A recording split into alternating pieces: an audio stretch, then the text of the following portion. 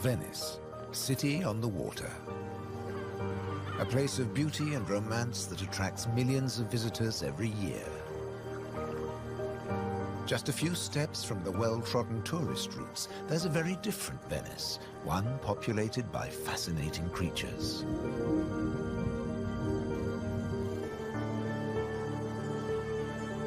This film explores a Venice that few people ever see, a city that has a surprising double life.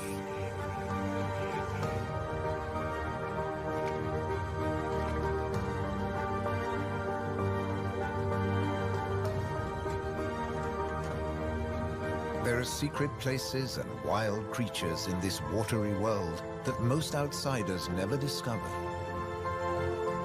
In the skies above, on the beaches,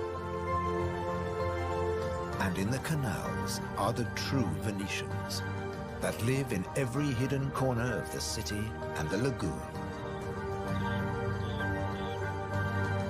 Wild Venice is their home.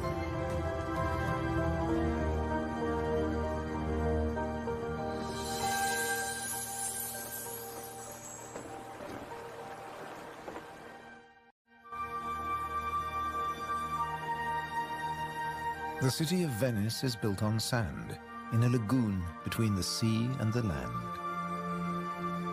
First formed from river sediments, man has since created an ecosystem as fragile as Murano glass. Covering 550 square kilometers, it's one of the largest wetlands in the Mediterranean. Flamingos arrived at these Venetian waters quite recently. They crisscross the Mediterranean from North Africa to France's Camargue, to Sardinia, Tuscany, and now Venice.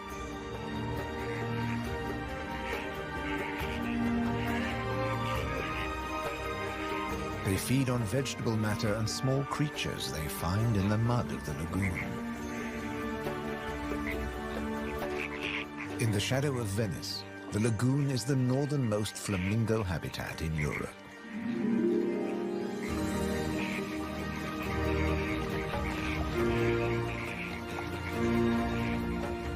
They're here now, but in a few weeks, many will move off again to find richer pickings.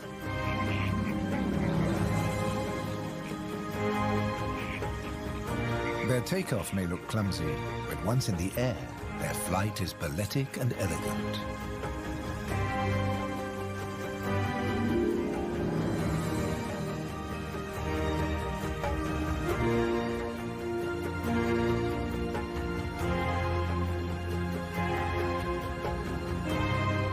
And before too long, they'll return to the safety of this lagoon, tucked between the sea, the city, and the Alps. The distant peaks helped form the lagoon. The mountain streams washed their rocky sediment towards the sea to make this habitat.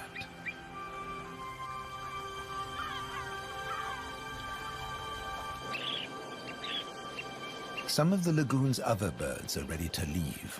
Dunlin, small waders, fed well in the rich mud.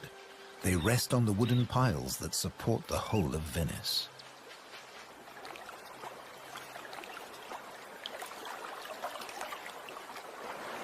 It's spring, time to head off to their northern breeding grounds.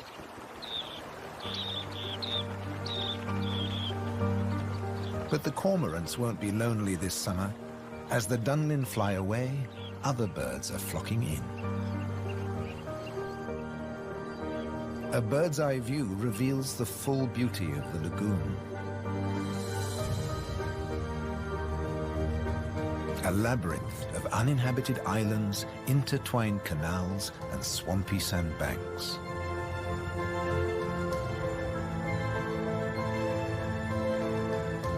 These marshy wetlands are known as the Barene. To survive here, plants need to like salt water and flooding. Natural arteries called gabi meander through the brackish gardens, keeping the lagoon alive. The same waters flow through the city. The curving streams between the islands became the magical canals of Venice.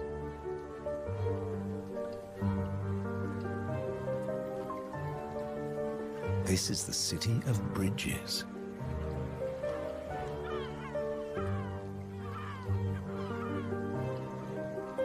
Visitors are mesmerized by the romance of the canals and the ancient architecture, and often miss the smaller, wilder sights around them.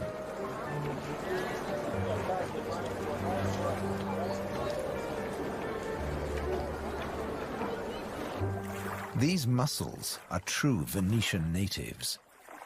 And now, in spring, they're breeding. The males spawn into the water, and each female produces up to 10 million eggs. Most of the larvae are eaten by other inhabitants of the canals, but up to 10,000 young shellfish will survive.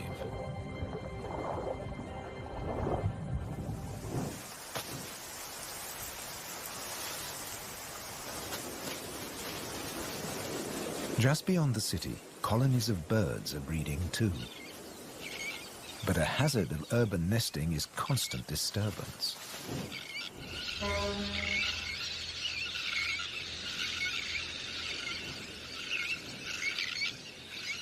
Little terns will quickly fly back to their eggs and can miraculously find their own nest scrapes in the crowded colony. Their cousins, the sandwich terns, lay their eggs directly onto the sand. If the terns are disturbed, they have little time for incubating their eggs. The sand won't keep them warm for long.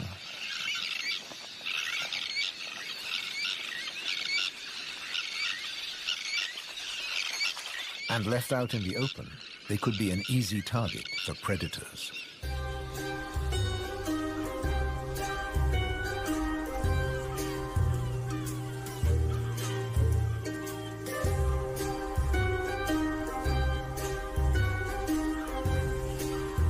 Foxes are the biggest predators hereabouts.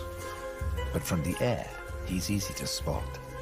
The birds make it known he's not welcome anywhere near their nests.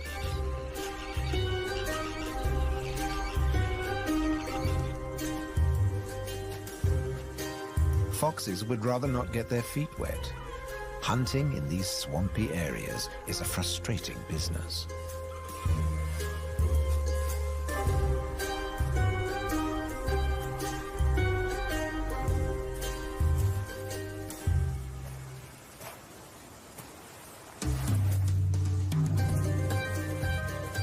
The grand leap disturbed another nesting bird. Now it's a question of following the scent.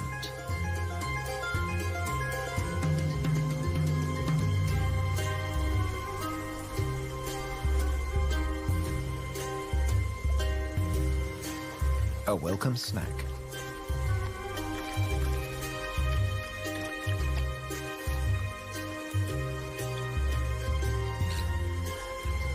Just beyond the sand dunes is the busy colony.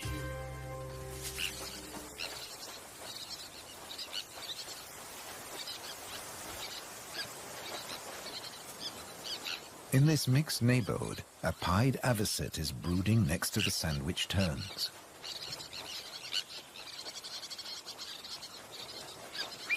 With nests so closely packed, there can be conflicting territorial claims with the common terns.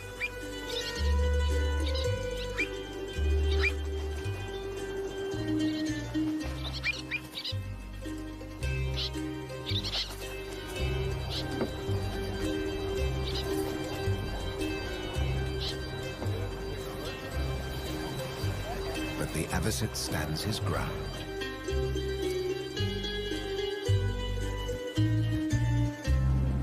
The Grand Canal is the main waterway of Venice, dividing the city in two. It follows the course of the ancient river Brenta that runs from the Alps all the way into the lagoon. It offers a journey through architectural history starting in the 13th century.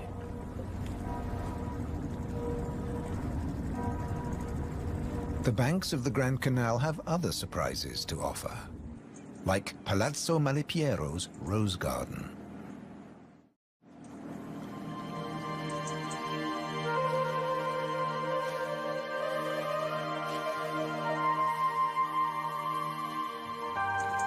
Nestled between the buildings is a hidden paradise.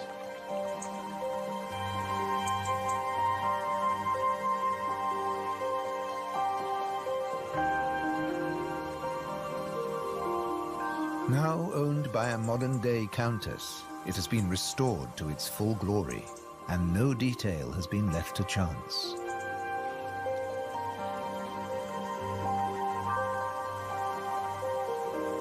With the luxury of space in a city whose every square centimeter is exploited for maximum profit, it's also a sanctuary for many small animals.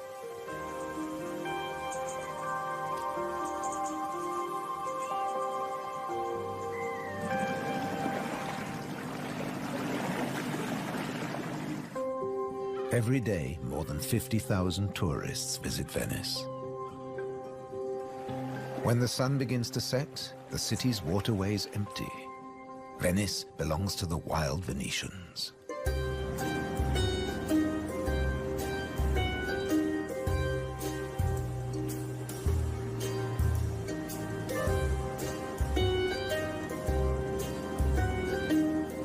Rats prefer to search for food in the cool night air.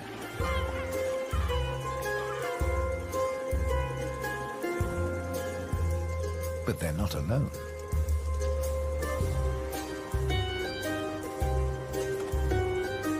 Pine martins are hungry too, and rats are on their menu. Pine martins are welcome in the city as they're natural rat catchers.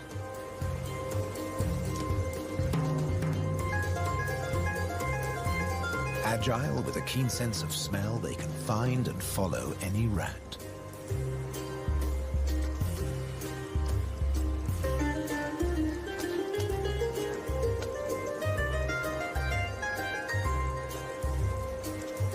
But they're endangered too. Since the rat population boomed, ironically, many martins have been killed by rat poison. The rat won the day, and the pine marten has to settle for dessert.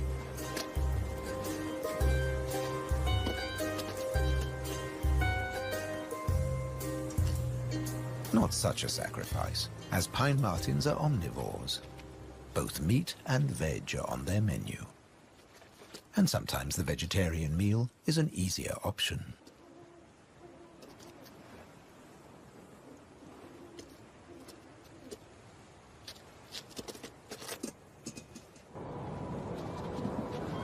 As the rat prepares to sleep, the city of Venice is beginning to wake up. The floating vegetable stalls are the first to move into action.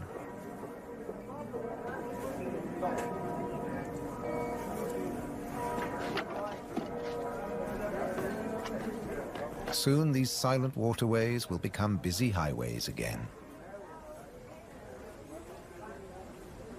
In the 18th century, over 8,000 gondolas navigated the Venice canals. Now there are only about 400 left. Life in Venice may be moving with the times.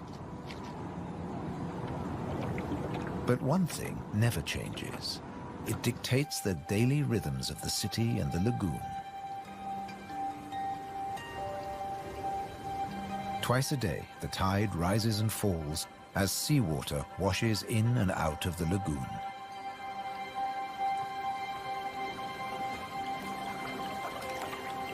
The water level changes by up to 60 centimeters. Smooth lakes disappear into swampy wetlands, only to return hours later.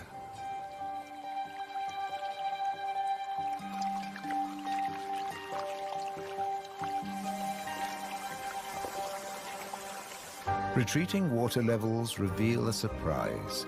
Strange islands that look like complicated water mazes. In fact, they're fisheries at the edge of the lagoon.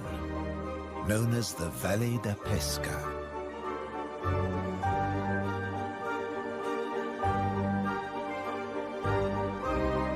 They've been worked by the same families for generations, using a simple but ingenious method.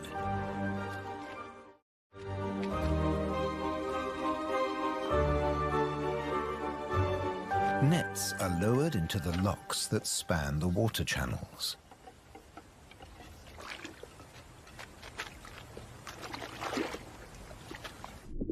In the springtime, the locks bar the way to the young fish that stream into the lagoon to feed. The fishermen raise the nets and catch the small swarming fish in their thousands.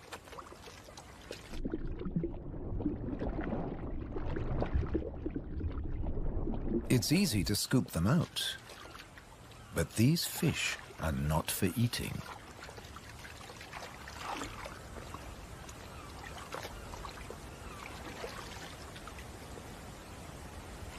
The fishermen place them on the other side of the bars and so trap them in the channels. Here, the spring fish are held under perfect conditions until they grow big enough to harvest.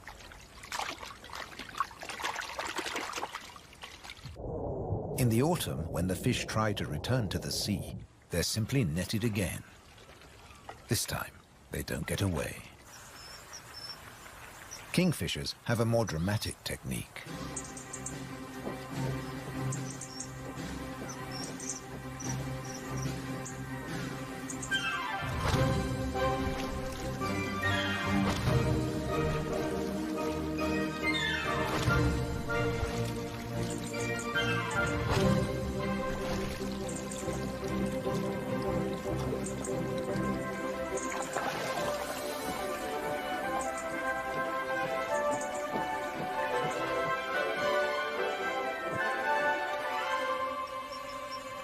They catch up to 20 fish a day, but need even more if they have nests with hungry growing chicks.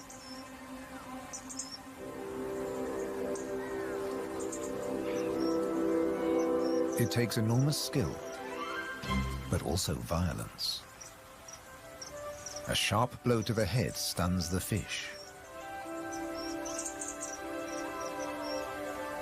And when it stops wiggling, the kingfisher can turn it round without fear of it escaping. The scales and fins of the fish need to be in line.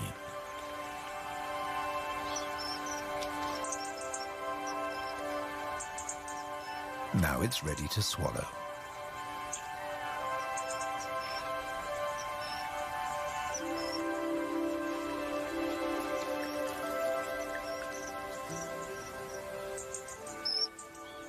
These shallow, brackish waters at the edge of the lagoon are perfect hunting grounds for a kingfisher.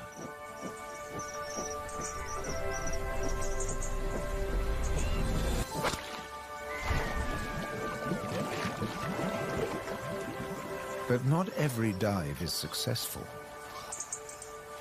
They'll snatch the odd insect in the air, but 95% of the kingfisher's catch must be made underwater. The cormorant has an easier life, as does the little egret. And some don't even get their feathers wet while hunting. There are plenty of fish in the lagoon, but they're not only found in the wetlands. These waters flow through the city too. And there are fish to be caught in the canals. Beneath the bustling jetties of the famous vaporettos or water taxis, wildlife flourishes. Even here, the little egret can fish where the water is deeper and turbulent. It's not easy to keep an eye on a moving target from a moving base.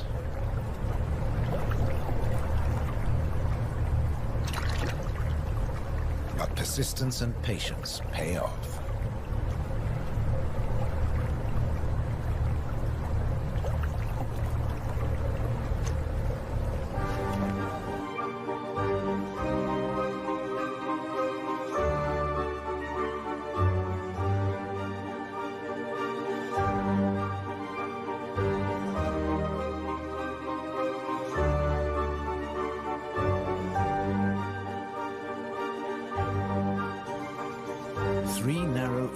lakes connect the lagoon to the sea. They're known as bocche, the Italian word for mouth. In spring, the fish travel into the lagoon because it's shallow, warm, and full of food. And in the autumn, they travel back out to the Adriatic Sea. The lagoon's fishermen understand the rhythms of the sea. But there was one phenomenon that remained a mystery for many years. When they cast their nets into the rich fishing grounds, they were torn to shreds. The fishermen believed that water spirits were grabbing their nets and named the area the Tenue, or Hold Fast. The Hold Fast was in fact a jagged reef, an unexpected and magical aquatic paradise.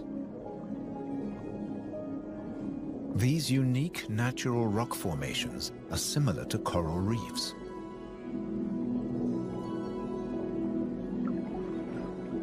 They're home to all kinds of remarkable creatures. Serpent stars, or marine annelids.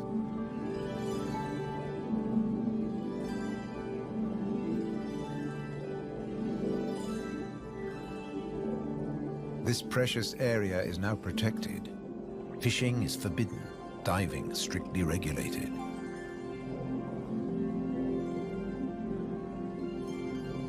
Even harvesting a shellfish delicacy like these canestrelli is banned.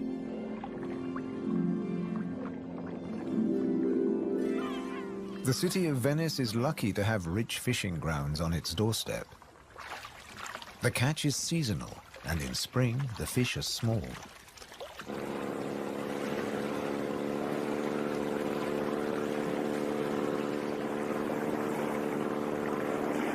But the fishermen will go out, as long as they can find a buyer. Only the weather can hold them back.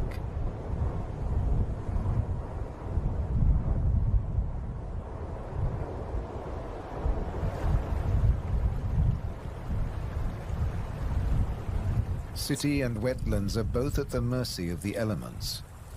A storm is heading towards the lagoon. When rain-bearing clouds build up against the southern face of the Alps, and when warm southerly winds whip up the sea, water is driven into the lagoon, flooding the city and engulfing the swampland. This extreme high tide is known as aqua alta and can be disastrous for ground-nesting birds. Thankfully, it's rare in the springtime. It strikes more often in the autumn. Storms can vanish as fast as they arrive, and the limpid sunlight that Venice is so famous for bathes the city again. In early summer, Venice teems with tourists.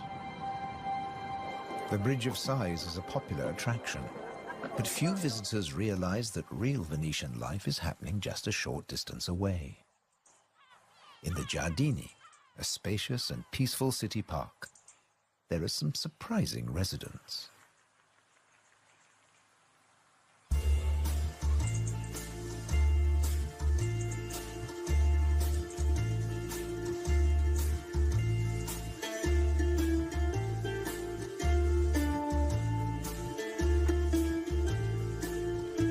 This prehistoric-looking creature is an amorous green toad looking for a mate.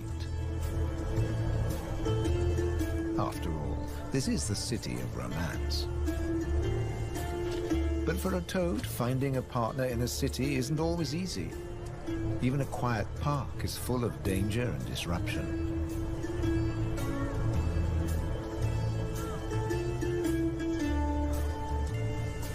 On the plus side, few of the park's visitors notice the presence of the toad, as it blends in so well with its surroundings.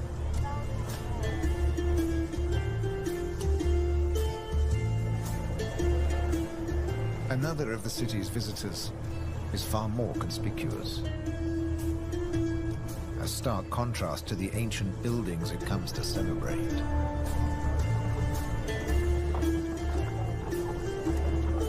and a danger to the fragile city. The toad at last finds a more secluded waterside spot. Soft light, gentle fountains, the perfect place to mate. Venice is full of secret places hidden away from the main tourist routes. A traditional gondola repair shop nestles between the city's Zattere and Dorsoduro districts.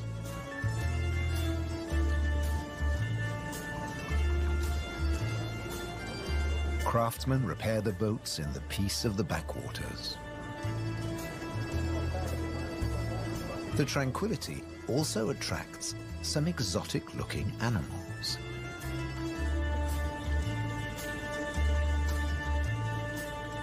Geckos are not native to Venice, but they've settled in well here. During the day, they'll sun themselves on warm stone.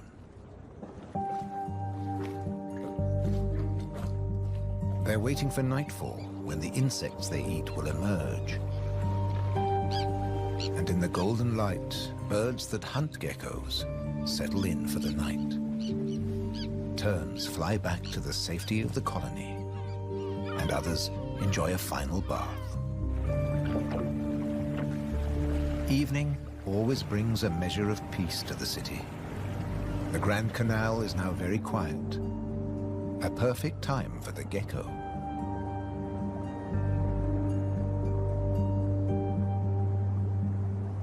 Geckos have evolved specially adapted feet that make them excellent climbers. Their toes are covered in millions of tiny branched flaps with incredible adhesive power, so they can grip and climb the smoothest surfaces, even glass. The city is empty now. The Grand Canal is deserted.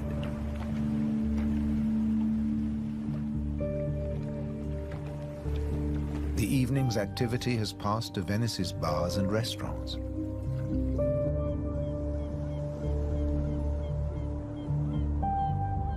By the time the tourists are safely tucked up in their beds, the city is like a ghost town. Almost. A rat has ventured out to make the most of any scraps left behind. He must take care not to become a meal himself. Owls on the prowl. One little owl is distracted by bright lights. There's nothing here but fruit. No good for the owl.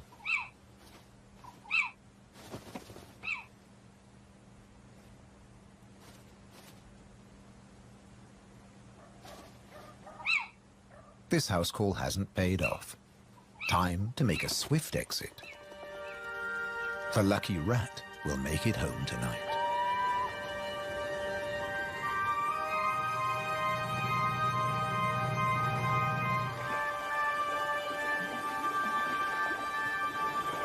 Cormorants bask in the morning sun.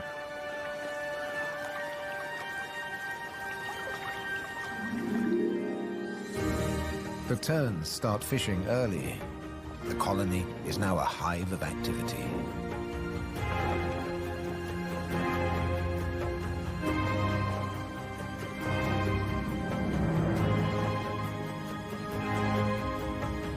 The first chicks have hatched. Exhausted from the effort of breaking out of the egg.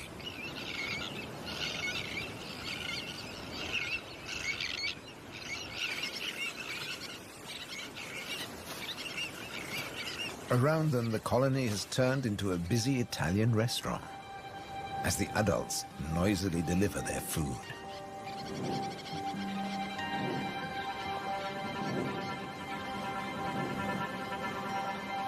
The chicks blend in well with the sand. Their cries for food are a new and insistent sound on the beach.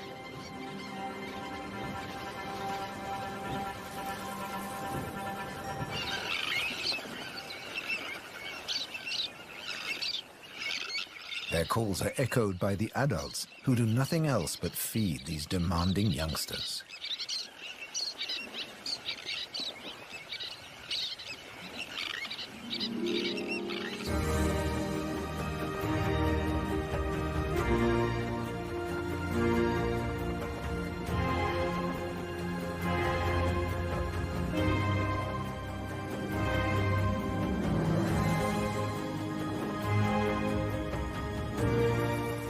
It's hot and humid, and the lagoon is at its most beautiful. The hot summer months are the quietest for the fishermen. They take advantage of this time to mend their nets. They work and even sleep here, with spectacular views of the surrounding wildlife.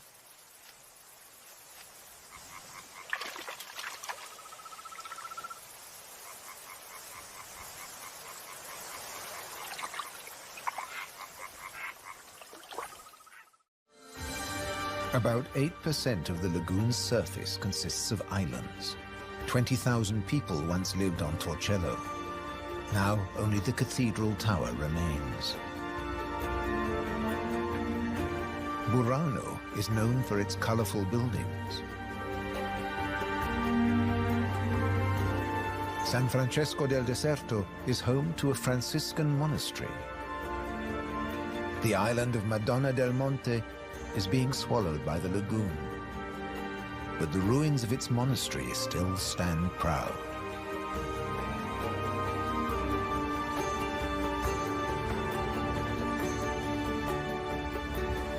Enchanted places like this are an ideal refuge for wild animals.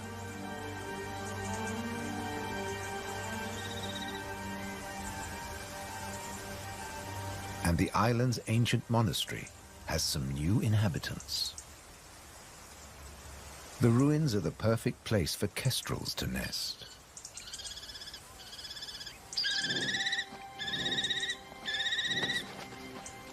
The hungry chicks are nearly as big as the adults and almost ready to fledge. Feeding this brood is a full-time job for both parents.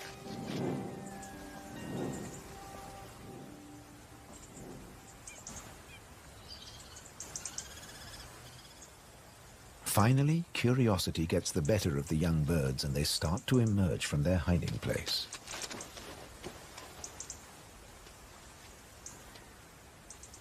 The first nervous explorer is soon followed by a sibling.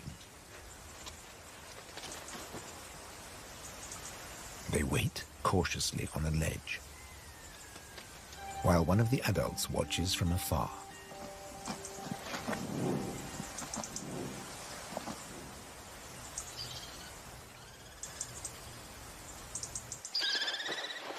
Their mother returns with food, and the young kestrels jostle to get to the front of the queue.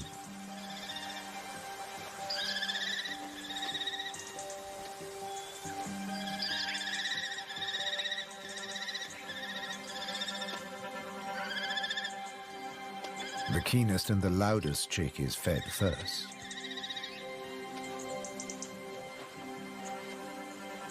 Soon the food parcels will stop. It's almost time for the young to leave the nest and fend for themselves.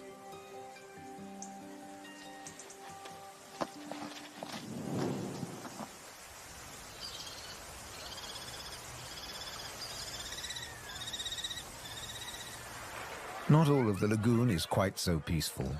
Venice's Lido, with its luxury hotels, is where the human bathers gather.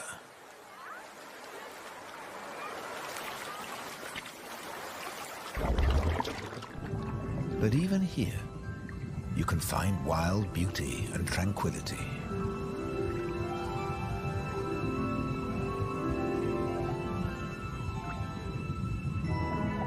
In the Tenue, Venice's reef, one of nature's most delightful performances is in full swing. The squid's mating dance. The pair move together like synchronized swimmers as waves of rainbow colors pulse along their bodies.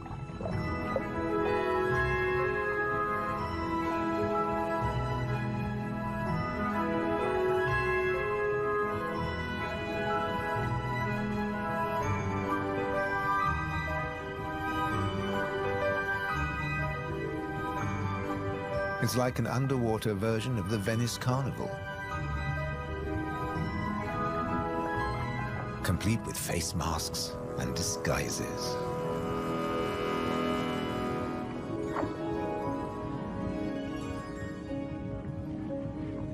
Decorator crabs change their shape by attaching sponges and algae to their bodies.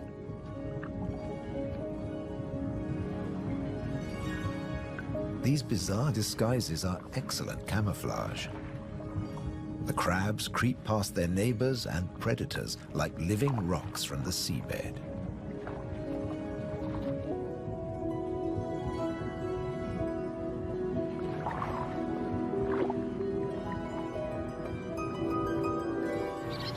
The tern colony just beyond the city is flourishing.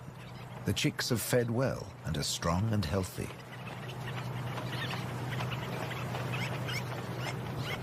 The young birds are gathered in a creche, with 1 or 2 adults looking after them all.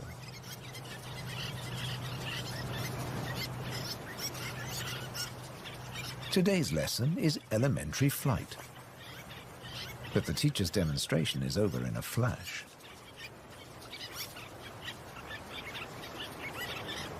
The young birds flap their wings to exercise their growing flight muscles, but they're not ready to take to the air yet.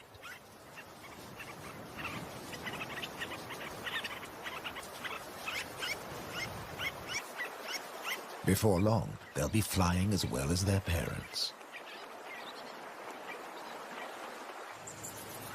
The young kestrels are also preparing for takeoff. They bravely take the plunge and launch themselves into the air.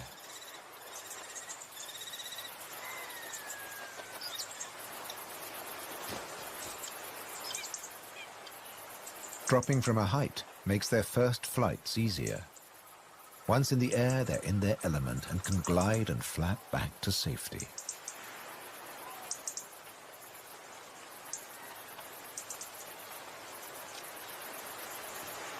These first flights mark the end of their parental care.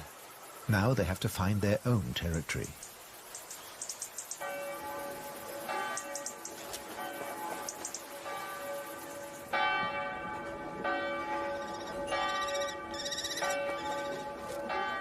One of the kestrels has made its way to the nearby island of Burano. It's unlike the remote nest site, but it still has everything the kestrel needs. Just like the ruins, the brightly colored walls offer protection. These birds are welcome visitors, and the people here seem happy to have a kestrel watching over them.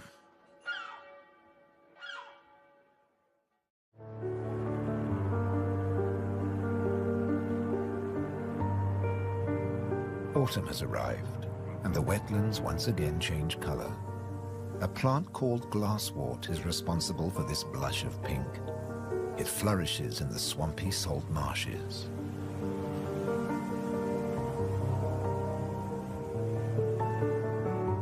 The first autumn mists mark the end of summer. The bright, humid days give way to cooler, grayer hues. The sea and the sky seem to merge into each other. Now in September, the sea is generally calm. But from the autumn equinox, there are high tides. And sometimes, Venice floods. For now, the water is still and shimmers like liquid mercury. When the temperature drops, the beaches are finally too cold for tourists. Animals better equipped to bear the chill reclaim them. A hungry fox sniffs along the shore looking for food.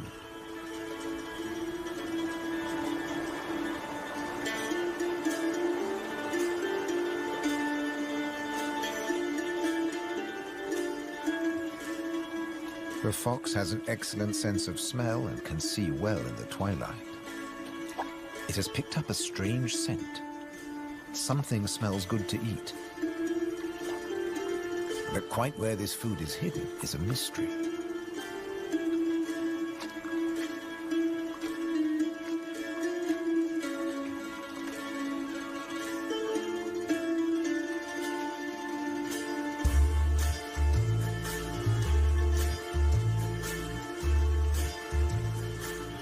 Crabs have been crossing the beach, leaving behind a number of trails, and the fox is very confused.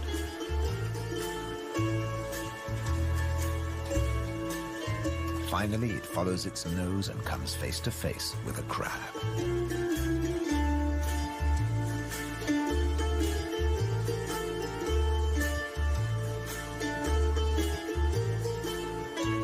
It's an unequal battle, but the crab has the advantage of armor and weapons.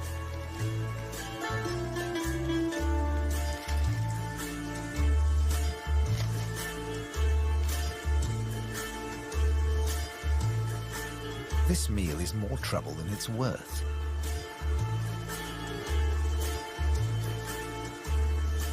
There must be easier pickings. The crab, dazed but victorious, moves off to a more secluded place.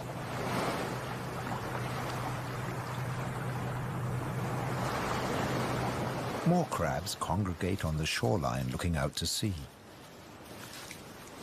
But just across the water, the residents of Venice are having a less comfortable time. The waters of the lagoon are creeping into the city.